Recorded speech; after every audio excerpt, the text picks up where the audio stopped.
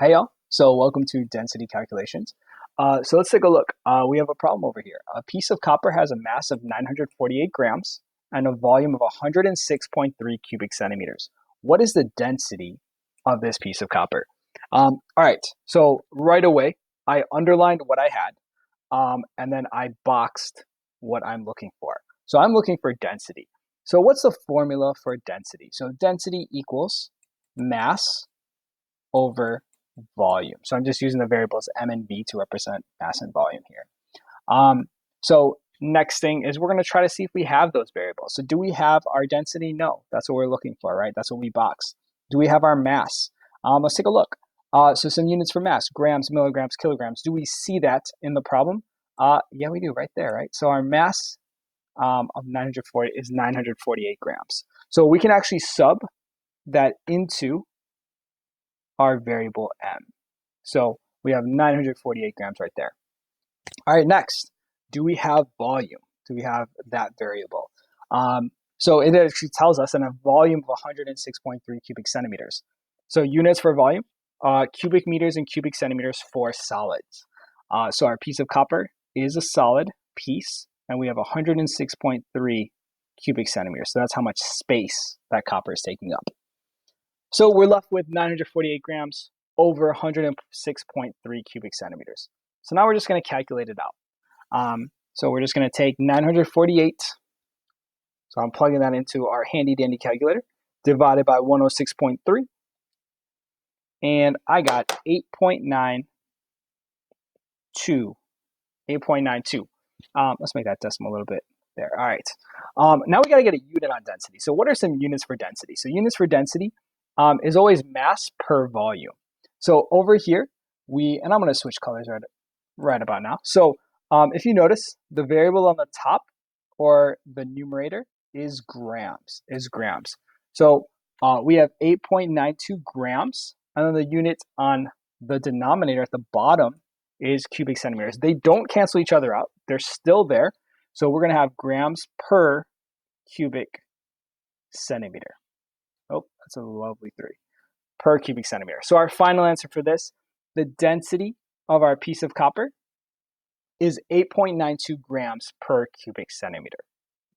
Okay, that was problem 1. Let's go to problem number 2. Problem number 2. Got another density calculation problem here. Oof, big surprise. There is 50 milliliters of ethyl alcohol in the beaker. If the density of ethyl alcohol is 0.789 grams per milliliter, what is its mass? Okay. All right. So again, we are just going to write out our density formula. So density equals mass over volume. Do we have our density?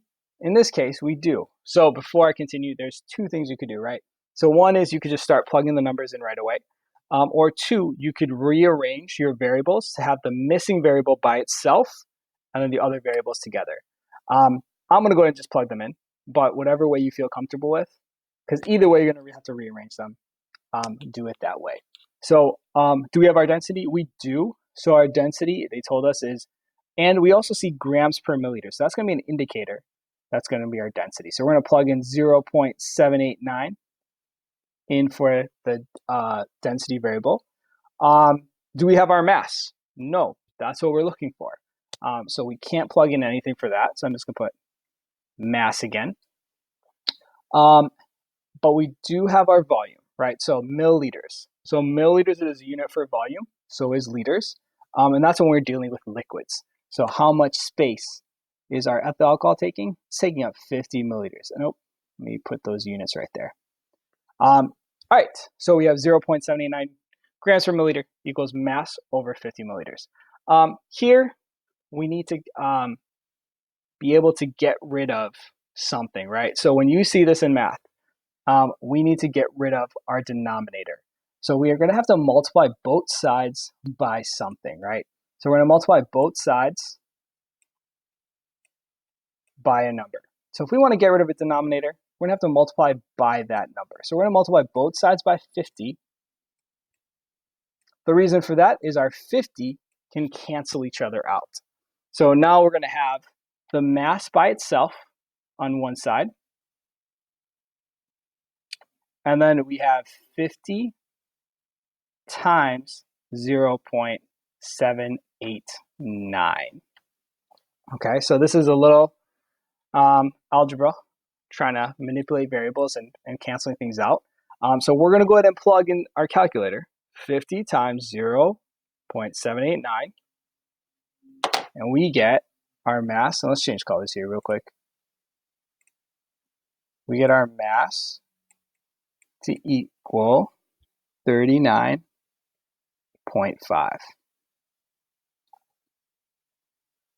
All right, so mass equals 39.5. What's the unit for this? So units for mass, again, are grams, milligrams, kilograms.